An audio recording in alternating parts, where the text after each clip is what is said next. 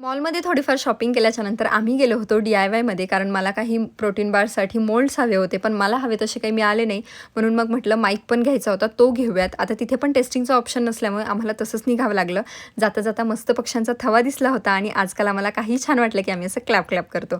घरी आल्याच्यानंतर म्हटलं मनूसाठी खिचडी बनवूयात. सो मी आज खिचडी बनवणार आहे या अगारोच्या रिगल राईस कुकरमध्ये, ज्यामध्ये 2 स्पॅच्युलाज मिळतात, एक स्टीमिंग बास्केट मिळते, एक मोठं असं भांडं मिळतं, ज्यामध्ये आपण 600 ग्रॅम तांदळाचा भात बनवू शकतो आणि एक मेजरिंग कप सुद्धा मिळतो. या कुकरमध्ये ना जेवण बनवायला सोपं जातं, कारण यामध्ये 5 प्रीसेट राईस कुकिंग आहे आणि 3 मल्टी कुकिंग फंक्शन सुद्धा आहेत.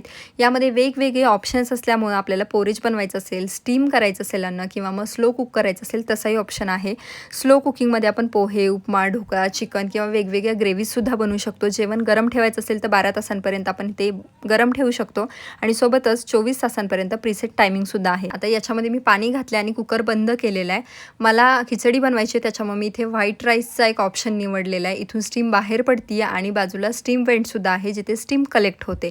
थोड्याच वेळानंतर मस्त अशी खिचडी झालेली आहे, एकदम मौसूद झाली आहे, सोबतच अजिबात खाली चिटकलेली नाही आहे. तुमच्याकडे जर बेबी असतील ना, तर हा कुकर एकदम ट्रॅव्हल फ्रेंडली आहे. सो तुम्हाला हवं असेल तर डिस्क्रिप्शनमध्ये लिंक दिली, एकदा चेक करू शकता.